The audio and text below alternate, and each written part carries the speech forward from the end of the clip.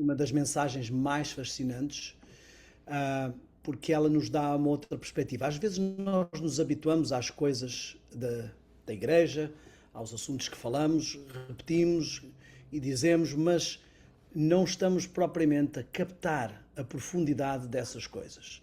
E esta mensagem eu queria que nós saíssemos um pouco da caixa e entendêssemos mais profundamente o plano de salvação e o que é que Deus realmente está a fazer por nós.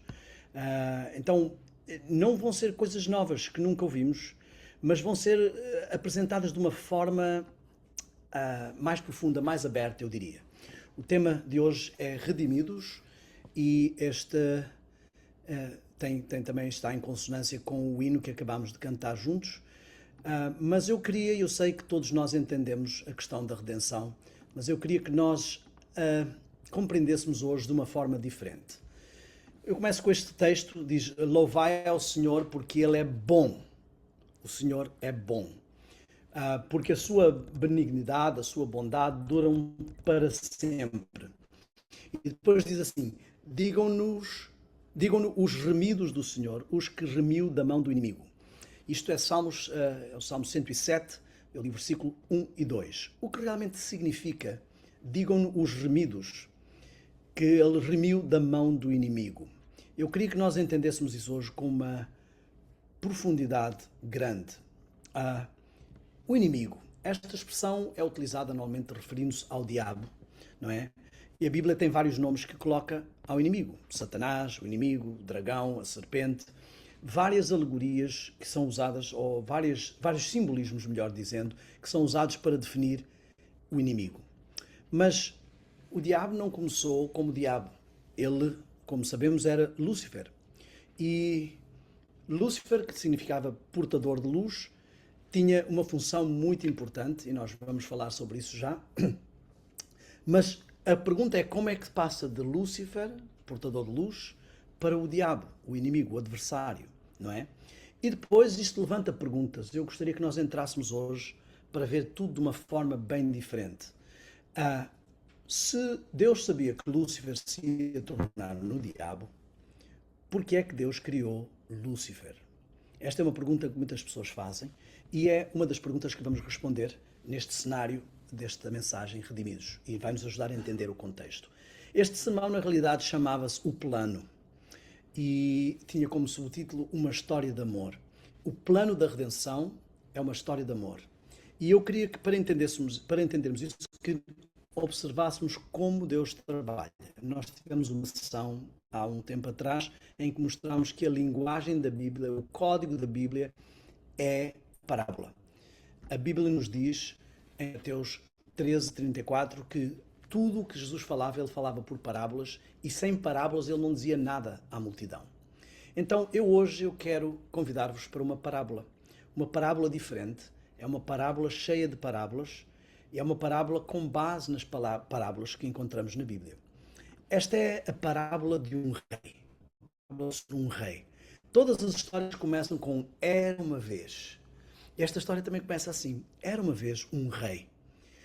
E é o rei dos séculos, é o imortal, o único imortal, o rei invisível, e diz que é o Deus único. Esta mensagem ela vai conciliar alguns assuntos que já estudámos aqui. Estudamos, por exemplo, a questão da divindade, Deus único, se é um, se são três em um, como é, como não é. Mas aqui nós vamos entender isto muito mais profundamente. A Bíblia nos diz claramente uma parábola sobre a divindade. E esta é a segunda parábola que vai estar incrustada nesta parábola que eu estou a contar. E eu, em vez de dizer Pai, Filho e Espírito Santo, eu vou começar esta parábola num tempo muito antigo. Não era uma vez, num tempo muito distante. E esta é uma parábola de A, B e C. Em 1 João 5,7 diz que 3 são os que testificam no céu, e já vimos que só esta parte, o Pai, a palavra e o Espírito Santo, foram acrescentados. O resto estava no texto original, e diz que estes 3 são um. Por que é que chamamos Pai, Filho e Espírito Santo? Bom, vamos esquecer agora esses nomes e vamos começar com A, B e C. E eu vou ter uma parábola sobre um diálogo que aconteceu. É uma parábola, não é uma história real. Deus não precisa de fazer um brainstorm, Ele não precisa de fazer um raciocínio. A divindade não precisa realmente de fazer toda uma pesquisa para chegar a uma conclusão. Então, eles automaticamente já sabem a resposta. Mas para nós entendermos, Deus às vezes coloca as coisas de uma forma mais simplista. Quando a Bíblia diz que Deus se arrependeu, não é que Deus mudou de ideia, ai que erro que eu fiz. Quer dizer que ele mudou o rumo por causa da ação das pessoas, não é? E aqui, esta é uma parábola de um diálogo que não existiu, mas que parabolicamente iria existir. A Bíblia diz assim, no princípio era o verbo também é chamado de palavra, e o verbo estava com Deus e o verbo era Deus. Portanto, vamos dizer que A, B e C, que são Deus, estão a ter uma conversa. Eles estão com um plano antes que qualquer coisa existisse. Diz que os mundos foram criados pela palavra de Deus e tudo veio à existência, não é o que a Bíblia diz? Então, A, B e C estão a ter uma conversa e eles estão a planear criar um universo perfeito, em que tudo encaixa bem. Um universo maravilhoso, em que tudo é perfeito. E eles começam a falar sobre como é que vão fazer. E a Bíblia nos diz claramente que Deus anuncia no princípio, vemos em Isaías 46:10, as coisas que ainda não sucederam e que fará a sua vontade, ela será estabelecida. Então, logo quando A, B e C estão a fazer planos para criar o universo, eles logo têm consciência que vai surgir um problema, que vai surgir o problema do mal.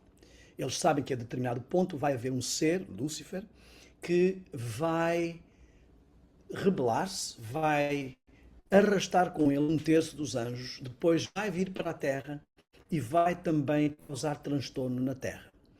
E agora começa a grande questão que A, B e C têm que responder. Como é que se cria um universo perfeito onde sabemos que vai existir o mal? Então, para um universo ser perfeito, ele tem que ser sem mal. E se eles sabem que vai surgir um ser que se vai rebelar, como é que eles vão ter um universo perfeito sem mal? Mas, por outro lado, eles podiam dizer assim, ok, então nós só não vamos permitir que haja o mal. Mas aí, como é que vai haver um universo perfeito sem que os seres criados tenham livre arbítrio? E aqui entra um grande paradoxo. Como é que crias um universo onde as pessoas podem escolher fazer o mal e não vais proibi-las de fazer o mal, mas ao mesmo tempo o universo vai não ter mal? Não é possível. Então, teria que haver um pensamento aqui.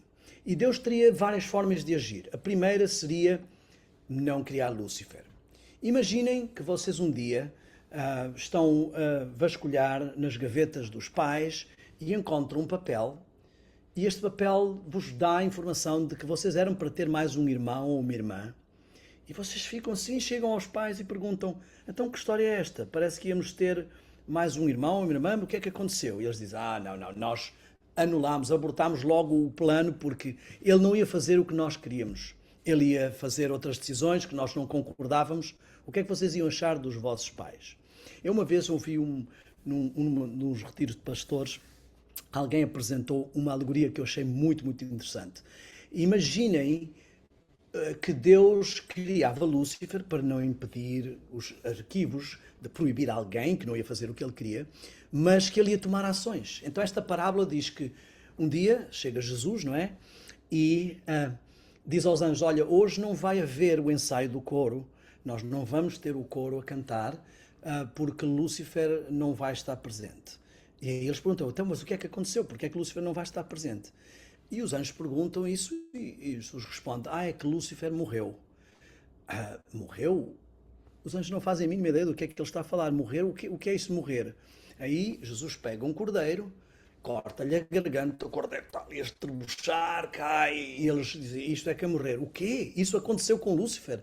Mas como aconteceu isso? Quem fez isso a Lúcifer? Ele disse, eu tive que o matar porque ele ia causar muitos transtornos no futuro. O que é que vocês acham que os anjos iam pensar disso?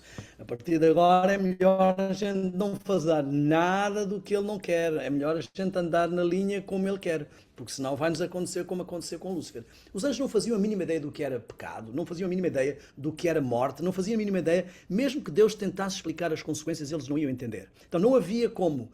Porque se Deus não criasse Lúcifer, é como dizer assim, eu só vou criar quem me obedece, eu só vou criar quem faz o que eu quero. Mas se Deus criasse Lúcifer e depois o eliminasse, as pessoas não iriam entender. Então a única forma seria deixar Lúcifer se manifestar. E aqui eu sei que muitas pessoas dizem assim, eu já ouvi muitas, o que eu chamo de ratoeiras lógicas. não é?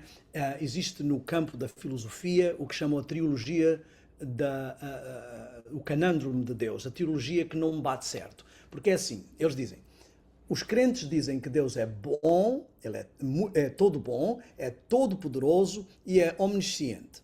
Então, não pode ter as três coisas, porque se Deus é todo poderoso e Ele é bom, então Ele não é omnisciente, porque não tinha consciência que iria acontecer o mal.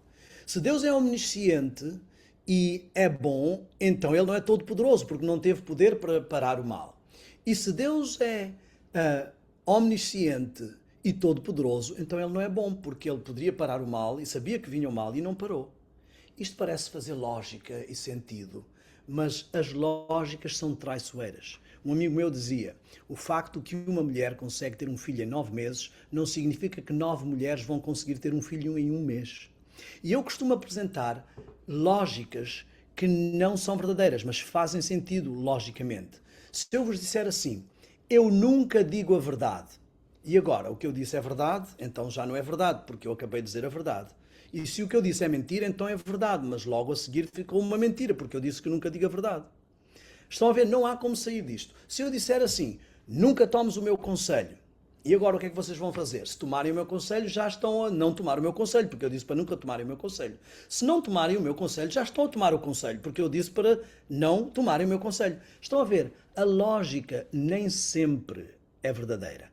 Nós às vezes podemos ser apanhados numa questão lógica, e esta ideia de dizer que Deus é todo poderoso e Ele é todo omnisciente, então não pode ser bom, ou todos os outros canândromos que eu disse, não podem realmente, são lógicos, mas não são verdadeiros. Deus teve que encontrar o meio termo. Ele tinha que ter um universo onde o mal não existisse, mas onde as pessoas fossem livres para escolher o mal. E Deus vai fazer uma coisa, e agora começamos a entrar na parte mais extraordinária desta mensagem. Deus vai fazer uma coisa extraordinária. Há um ditado que diz assim, mantém os teus amigos perto e os teus inimigos ainda mais perto. O que é que Deus faz com aquele que Ele sabe que vai cair? O que é que Ele faz com Lúcifer? Lúcifer vai ficar mais perto de Deus do que qualquer outro ser. Ezequiel 28:14 diz assim, tu eras querubim ungido para cobrir. Ele era como o guarda-costas de Deus. Imaginem o presidente ser traído pelo seu guarda-costas, não é? A pessoa que está mais a par da sua agenda e tudo que ele vai fazer. E diz, eu te estabeleci no monte santo de Deus. Lúcifer é chamado Lúcifer porque ele é portador de luz. Ele está tão perto de Deus que ele está constantemente a brilhar e brilha mais que os outros anjos. Lembram-se quando Moisés estava na montanha, ele veio de lá a brilhar porque ele estava perto de Deus. Lúcifer passava tanto tempo na proximidade da divindade que ele brilhava mais que os outros. E aqui foi outra coisa extraordinária que Deus fez. Deus agarrou em Lúcifer e colocou no lugar onde toda a gente o podia ver, para que não houvesse dúvida do que estava a acontecer. Depois Deus disse assim, bom, se nós não lhe demos todas as chances, ele vai dizer, eu caí por causa disso, eu não era o mais talentoso, eu não era o mais esperto, eu não era o mais brilhante. Deus vai lhe dar todas as chances.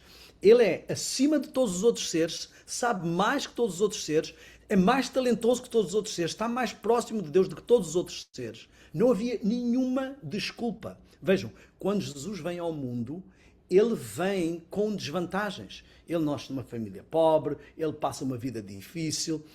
É exatamente ao contrário. Com Lúcifer, Deus lhe deu todas as chances. Não há nenhuma desculpa. Lúcifer não pode dizer que os outros anjos eram mais talentosos, ele não pode dizer que ele não tinha possibilidades. Ele teve tudo para não haver nenhuma desculpa. E estava num lugar onde todos podiam ver. Então, Deus começa a trabalhar assim. Mas depois podemos dizer que o mal veio para o mundo também e Deus tinha que prever. E A, B e C estão a falar nesta alegoria da divindade e vão dizer assim, ok, já resolvemos uma parte do problema de Lúcifer, mesmo assim ele vai arrastar muitos, mas nós sabemos que ele vai para a terra. A Bíblia diz em Apocalipse que ai dos que habitam na terra, 12:12, não é? Porque o diabo desceu até vós e tem grande ira. Então Deus, elemento A, B e C, sabem que o inimigo vai vir e que vai fazer cair o ser humano. E agora como é que vão fazer? Porque como é que vamos salvar e redimir aqueles que vão ser enganados pelo inimigo? Temos que ter um plano. Porque é assim, o salário do pecado é a morte e não há volta a dar. A lei de Deus é uma lei de vida. O contrário da vida é a morte. Como é que vamos resgatá-los? Bom, aqui acontece um problema, porque nenhum dos nossos seres pode salvá-los, porque eles não têm vida em si mesmo. Portanto, tem que ser alguém que tenha vida em si mesmo. Portanto, só pode ser um de nós, um que é autoexistente. Mas aí, também para resgatá-los, tem que ser um deles, porque tem que ser alguém que seja da mesma família.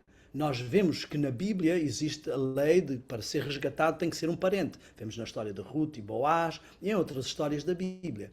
Então, tem que ser um de nós para salvá-los, mas tem que ser um deles para poder ser o que vai resgatá-los.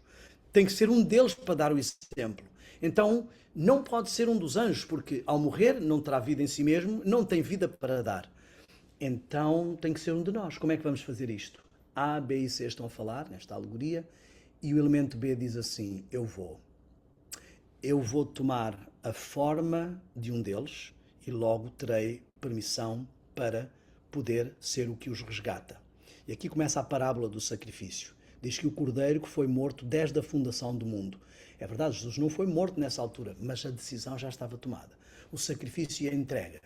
E eles estão a avisá-lo. A e C estão a dizê-lo: mas tu sabes que isso vai criar um problema, porque tu não vais brincar de encarnar e desencarnar. Tu, se vais tomar a forma deles, vais ficar a ser para sempre nessa forma, porque agora és um deles. Vais tornar-te o representante do planeta, vais poder resgatar o planeta e dá-lo ao Pai original, mas apesar de que vais ser ainda um de nós, vais estar na forma de um deles. E ele diz: eu estou disposto a fazer isso, eu quero me tornar um deles, eu vou me tornar um deles, vou ser um parente e vou resgatá-lo. E depois ainda entra uma questão: bom, isto vai ser extraordinário, porque desta forma nós podemos resgatar a muitos. É aquilo que eu chamo o resgate infinito. Eu vi a história de um homem que ele foi preso injustamente, esteve 30 anos na prisão por um crime que não cometeu. Quando saíram os testes de DNA, de ADN, eles viram que ele não era o criminoso. E agora, quanto é que se paga a uma pessoa que passou 30 anos da sua vida na prisão? Qual é a indenização que vai cobrir realmente este dano? Foi um erro legal e não importa quanto dinheiro se dê, não paga uma vida passada na prisão. Deus, A, B e C pensaram nisto. Isto vai ser extraordinário, porque olhem, vamos estar na Terra, ele vai ser morto injustamente, portanto é um erro legal, tem que haver uma indenização, ele tem que ser ressarcido. Uma coisa é pagar por 30 anos de alguém que esteve na prisão, injustamente. Outra coisa é pagar pela vida de alguém que foi morto injustamente, que nunca cometeu nenhum pecado sequer, não é só nenhum crime, nenhum pecado sequer, e que ele tem vida eterna. Quanto dinheiro se tem que pagar de reembolso para alguém que foi morto e que tem vida eterna? Ilimitado. E este foi o plano perfeito. Porque agora, para sermos indenizados, o que é que vamos pedir de indenização? A indenização vai ser todos aqueles que aceitarem esse sacrifício, desconta na conta, desconta na conta. Eu quero que entendamos isto. Ainda que todo o universo tivesse caído, não seria o suficiente para indenizar a vida de um ser eterno que autoexiste por este erro jurídico. O plano era perfeito. Ainda que todos os seres humanos se arrependessem, poderiam todos ser salvos, porque ainda sobrava saldo na conta. E eles estão a dizer: isto está extraordinário, se estás disposto, elemento B, a fazer esse sacrifício, isso é maravilhoso. Mas o que acontece é o seguinte: tu vais ficar na forma humana e quando voltares aqui para terminar o plano no santuário celeste, eles vão ficar sozinhos. Aí o elemento C diz assim: não, eu irei. Quando ele voltar, eu posso ir em forma espiritual e estando lá em forma espiritual eu posso estar com todos ao mesmo tempo. Já foi paga a pena, ele já se tornou um deles, o elemento B, portanto, neste momento, ele pode trocar de lugar comigo, vem ministrar aqui. Não é que Jesus não possa ser omnipresente, mas ele agora se escolheu tornar-se um de nós e eu vou estar lá de forma espiritual. Aí vemos o texto de João 14,16 que diz: o Pai, eu rogarei ao Pai e ele vos dará outro Consolador. E já vimos que esta palavra ali se refere a um outro do mesmo nível, mas diferente. Não é a mesma pessoa, vimos isso claramente. Então o elemento C diz: não, isto vai ser perfeito, eu vou estar lá. Aí eles começam a dialogar na nossa parábola e dizem: mas espera, nós não podemos ter tanta movimentação, temos a segurança do universo. É verdade que vamos deixar as 99 ovelhas, que são todos os outros planetas e seres criados, por causa de uma ovelha perdida, que é o planeta Terra.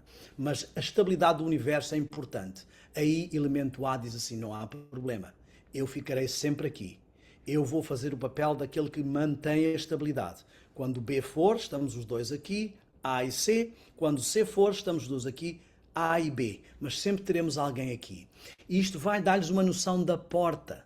Uma porta tem 3 partes. Tem o topo, na sua moldura, tem o topo e 2 partes que tocam o céu, unem o céu à terra. Jesus fez uma das pontes, uniu a trave do topo com a terra. Assim como vemos no sonho de Jacó, a escada que unia a terra ao céu. E quando Jesus ascende de volta, o elemento C faz agora a conexão do céu à terra. E assim se formou a porta. Então eles dizem, não, este plano é perfeito. E mais, Lúcifer fez muitas acusações, nós temos que criar esta raça, ele até queria participar deste plano desta raça. Temos que criar esta raça de uma forma que toda a gente entenda que Lúcifer não poderia sequer ser um de nós. Aí eles dizem, não, isso é muito simples. Esta raça vai ter a possibilidade de gerar vida em si mesmos. Nós vamos fazê-los com uma unidade semelhante à nossa. Portanto, temos 2 seres que se unem e podem gerar um terceiro ser e fazem uma unidade. Eles se unem a nós e fazem um triângulo de unidade como o nosso e depois se unem ao novo ser que estão a criar. Um deles vai ter a possibilidade de criar vida em si mesmo. E quando Satanás até fizer alguma acusação, nós vamos dizer, Satanás, como é que tu queres ser um de nós? Tu nem consegues ter vida em ti mesmo. Até um destes que nós acabamos de criar consegue gerar vida em si mesmo e tu não consegues. Vai ficar totalmente desfasado. E nós podemos explicar todo o plano de salvação a eles através disso. Eles vão entender quem nós somos através da forma como eles também se reproduzem e da forma como vivem. Então, nós temos que dar palavras e nomes que os façam entender claramente o que é que estamos a falar. E aí, elemento A disso é muito simples. Então nós vamos fazer a mesma alegoria em nós que vai existir em eles. Neles, eu vou ficar aqui sempre e vou ser como o Pai. E tu que vais lá abaixo e vais fazer o que eu disser e vais seguir o meu exemplo e dar-lhes o exemplo do que eles devem fazer perante nós, vamos chamar do Filho, porque eles também vão ter filhos. E depois temos o Espírito Santo. Eu quero esclarecer que o Espírito Santo não é a mãe, mas a unidade que há na divindade gera esta unidade que há na família. Por isso a sociedade está estruturada da forma da família. É uma outra forma de pregar o Evangelho. E é por isso que o inimigo quer atacar a família, porque ele atacando a família, ele destrói o Evangelho. Então, quando ele traz, por exemplo, o homossexualismo, ele está a mostrar que Cristo está apaixonado por si mesmo, ou que a igreja está apaixonada por si mesma, visto que o homem representa Cristo e a igreja representa, a mulher representa a igreja.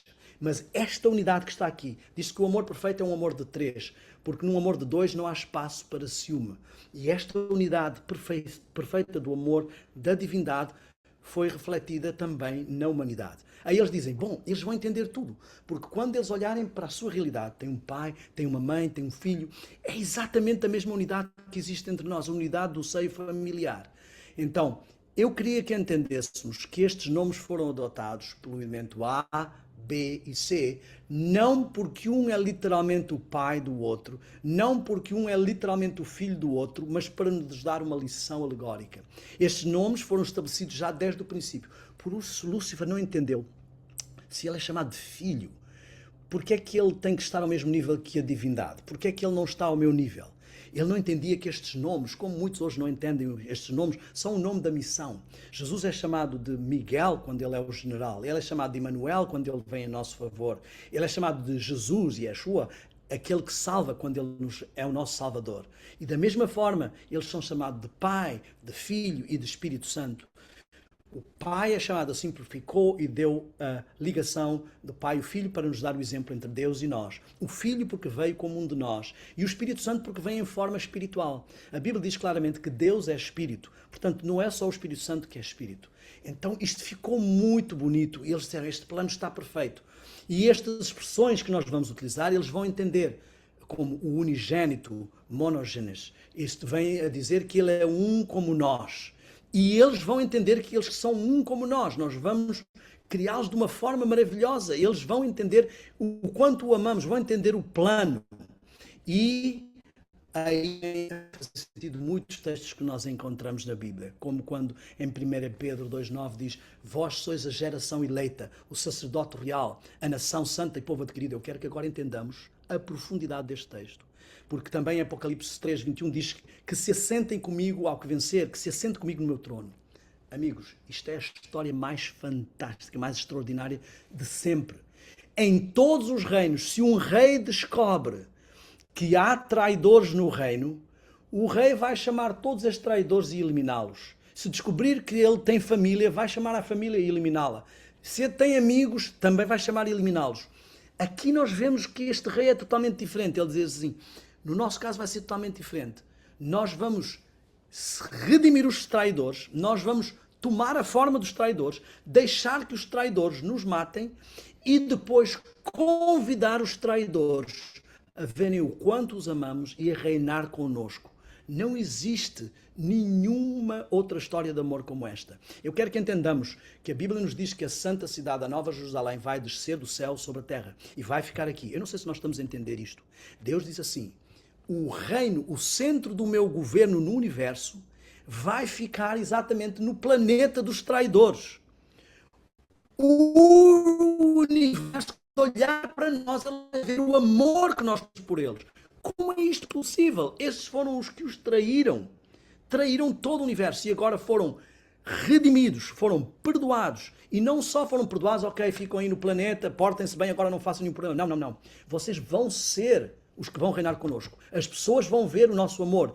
Como nós amamos os seres humanos, como nós amamos os seres criados. E isso foi representado até em Israel. A tribo de Levi foi posta à parte para ser a tribo entre os israelitas que ministrava para o resto do povo. Irmãos, eu não sei se nós estamos a entender. A raça humana foi posta à parte para ser a raça, é como se fossem os levitas de todo o universo. Nós vamos entender como ninguém o plano da salvação e o amor de Deus. E nós vamos ser os levitas do universo. Por isso é que diz que vão ser sacerdotes com ele. Somos nação real. O inimigo não quer que tenhamos consciência disto, do chamado, da missão, do resgate. Onde abundou o pecado, superabundou a graça. Aí elemento A, B e C, que agora estão com o nome de Pai, Filho e Espírito Santo, eles dizem, este plano está perfeito, este plano está maravilhoso, porque uma vez que eles vejam isto, ninguém mais vai querer pecar, não vai haver mais mal no mundo, no universo, porque ninguém mais vai querer, o pecado não mais se levantará. Vai se levantar uma vez para se respeitar a liberdade de escolha, e assim conseguimos manter as duas coisas, um universo perfeito onde há liberdade de escolha e onde o pecado não mais se levantará e não há mal. E aí dizem todos, está muito bom, falta um pequeno problema. Se o elemento B vai tomar a forma de filho, vai tomar a forma daquela raça humana, então ele vai deixar de ter a nossa forma. Porque ele vai agora ser a forma de uma criatura. Sim, ele continua a ser Deus, mas agora ele é naquela forma. E então eles chegaram à conclusão, bom, se o elemento B vai passar o resto da eternidade naquela forma, então aquela forma tem que ser a nossa forma. Façamos o homem à nossa imagem e à nossa semelhança.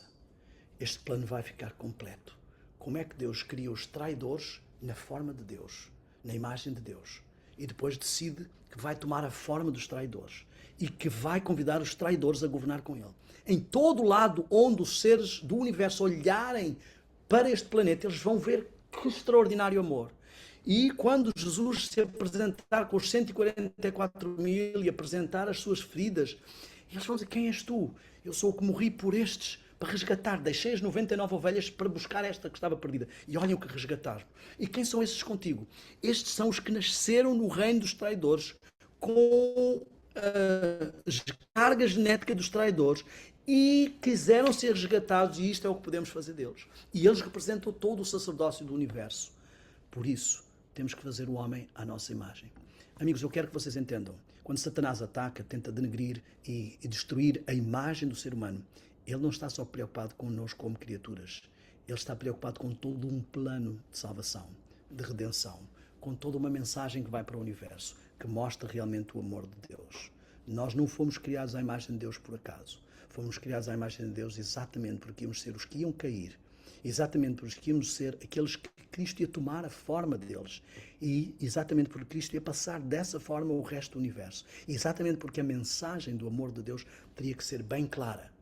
Nós somos a imagem do amor de Deus, a imagem do plano de salvação, a imagem do quanto Deus ama aqueles que Ele cria. E isto nos ajuda a entender porque Deus criou Lúcifer, porque são chamados Pai, Filho e Espírito Santo, e porque fomos criados à imagem de Deus. Esta é uma dimensão que não podemos perder. Nós precisamos representar a Deus, porque senão estamos a desonrar todo este plano.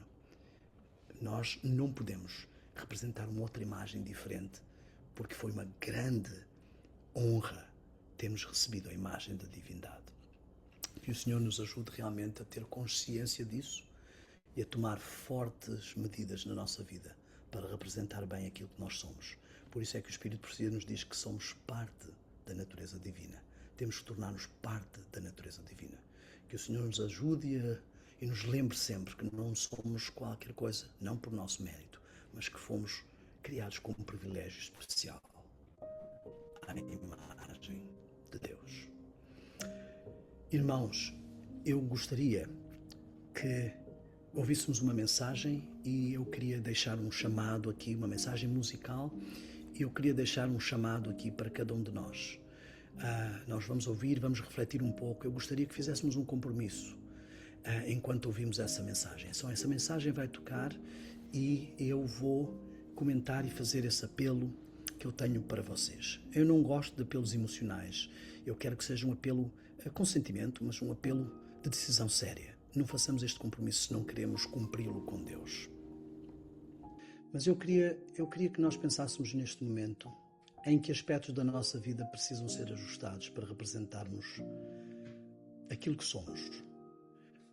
Quando nós olhamos para a família real, que muitos de vocês estão em Inglaterra, há certas coisas que eles perdem o direito de fazer. Eles não podem dar-se ao luxo de estar de qualquer forma, porque eles são representantes da família real. Eles representam a nação. Nós somos uma nação eleita, um sacerdócio real. E devemos também comportar-nos como a realeza. Não porque somos obrigados, não porque tem que ser, mas porque isso é um grande privilégio. Termos tido o privilégio de fazer parte da família divina, de sermos criados à imagem de Deus, de sermos uma raça que é a que caiu, mas ao mesmo tempo a mais privilegiada de todas. Isso é algo muito importante. Eu gostaria que vocês pensassem em coisas na vossa vida que precisam ser ajustadas, e não pensassem que elas precisam ser ajustadas porque Deus pediu, porque é a lei de Deus, ou porque é correto, ou porque é a reforma disto ou a reforma daquilo, mas pensassem que elas precisam ser ajeitadas porque nós representamos a realeza e não podemos dar-nos ao luxo de qualquer coisa. Não podemos, não é qualquer coisa certa. Nós representamos realmente a imagem de Deus. E aquilo que transmitimos às vezes para muitas pessoas é a única mensagem do Evangelho que eles vão ter, do plano de salvação, deste resgate, desta redenção extraordinária. Eu quero fazer uma oração. Vou deixar um minutozinho muito curto de silêncio para uma oração pessoal e depois eu concluirei com a oração final. Ajude-nos a ter ânimo, força, entusiasmo, sentir o privilégio e desejar realmente ser como Cristo. Desejar seguir este nosso irmão que veio como filho para nos dar o exemplo. Desejar honrar a família que, apesar de todas as traições, apesar de sermos a ovelha negra da família, nos resgatou e nos considerou e nos deu o privilégio de ser reinseridos e não olhou para nós de cima para baixo. Senhor, ajuda-nos a confessar as coisas que em nós não te representam e a tomar medidas sérias para eliminá-las com o teu poder da nossa vida. Dá-nos esse ânimo, essa coragem, essa inspiração que vem de ti e da parte de família a qual pertencemos. Em nome de Jesus te pedimos que esse compromisso seja estabelecido hoje. Por Jesus te dizemos e pedimos. Amém. Amém. Amigos, se têm questões sobre este assunto, eu sei que ele é um assunto profundo, mas eu, desde que compreendi isto nesta perspectiva, a minha compreensão do plano de salvação mudou totalmente. Eu espero que isso tenha também ajudado na vossa compreensão, a ver o cenário geral. Se tiverem perguntas, poderão ser respondidas na hora sexta, na próxima sexta-feira, às 8h30, às 8, perdão, horas de... Bom, eu não vou fazer o papel do Danjo, vou deixar isto para o irmão Danjo concluir. Ele vai fazer este anúncio, mas se houver perguntas deixarei para aí. Irmão Danjo.